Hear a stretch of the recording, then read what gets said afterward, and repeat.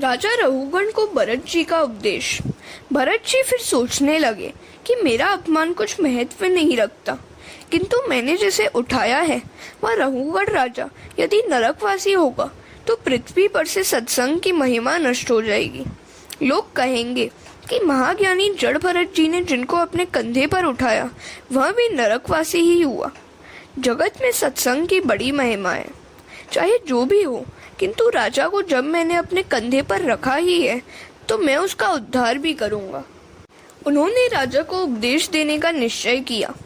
सत्संग की महिमा को निभाने के लिए आज जड़ भरत ने बोलना चाहा।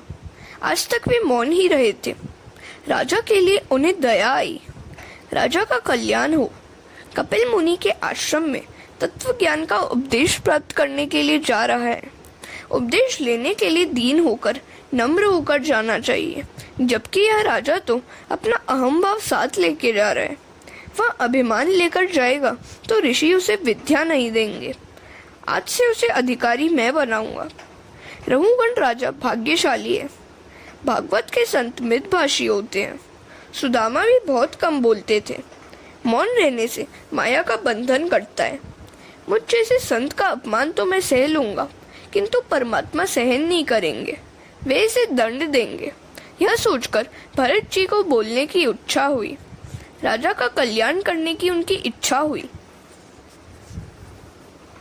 बोलो तो ऐसा बोलो कि सुनने वाले का कल्याण हो। भरत जी कहने लगे, हे राजन, यह सत्य है कि मैं पुष्ट नहीं हूँ, पर तुम्हारे कथन से न तो मेरी निंदा हुई है और न ही उपहास। मोटापन या दुबलापन तो शरीर का धर्म है, इससे आत्मा का कोई संबंध भी नहीं है। हे राजन, मैं जीते जी मरा हुआ हूँ। ऐसा जो तुमने कहा है वह भी सच ही है, क्योंकि सारा जगत ही जीते जी मृत सा ही होता है। यह पालकी भी मरी हुई है और उसमें बैठे हुए तुम भी जीते होने पर भी मरे हुए हो। सभी विकारी वस्तुओं का आदि और अंत होता ही है। जो जन्मे हैं उन सभी को मरना है। राजन, तुम भी मरे हुए से ही हो। यह शरीर शव के समान ही है। आत्मा और शरीर के धर्म भिन्न है। आत्मा निर्लेप है। आत्मा मन का दृष्टा है, साक्षी है। ज्ञानी पुरुष ईश्वर के सिवा अन्य किसी वस्तु या व्यक्ति को सत्य नहीं मानते। सभी जीवों में परमात्मा विद्यमान है। फिर इनमें कौन राजा है और कौन सेवक? व्यावहारिक दृष्टि से ये भेद है, अन्यथा तात्विक दृष्टि से तो मैं और तुम एक ही हैं। राजन, केवल ईश्वर ही सत्य है। तुमने जो मुझसे यह कहा कि तुम मुझे मारोगे, तो बताओ कि शरीर को मारने से मेरी चाल तो नहीं बदल जाएगी। शरीर पिटाई होने पर भी मैं सुखी या दुखी नहीं होता। ये सब तो शरीर के धर्म ही है। शरीर को शक्ति देता है मन, और मन को शक्ति देती है बुद्धि। बुद्धि को चेतना देने वाली है आत्मा, अर्थात मैं। शरीर के धर्म मुझे प्रभावित नहीं कर सकते। राजन, मैं इस प्रकार इसलिए चल रहा हूँ कि चींटी आदि मेरे पांव तले आकर कहीं कुचल न जाए, चलते हुए मुझसे कहीं पाप न हो जाए।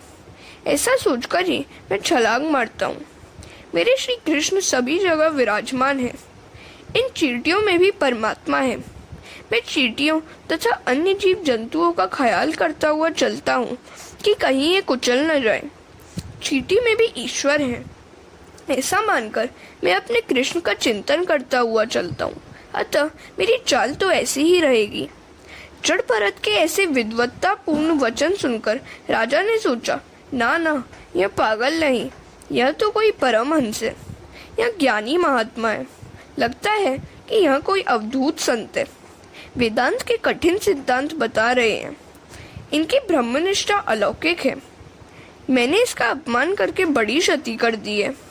यह सोचकर चलती हुई पालकी से राजा कूद पड़ा। जो मारने के लिए तैयार हो गया था, वहीं राजा वंदन कर रहा था। भरत जी तो निर्विकारी है। रघुगण द्वारा अपमान होने पर और सम्मान होने पर, अर्थात दोनों ही अवस्थाओं में वे समस्थिति में थे। न क्रोध, न दुख और न ही सुख। संत की परीक्षा उसकी मनोवृत्ति से ही होती है, वस्त्रों से नहीं।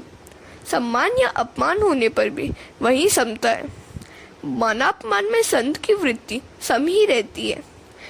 वेश द्वारा संत होना सरल है, हृदय से संत होना बड़ा कठिन है। संत होना सरल है, ये सही बात है। रघुगण ने क्षमा याचना की। हरे कृष्ण।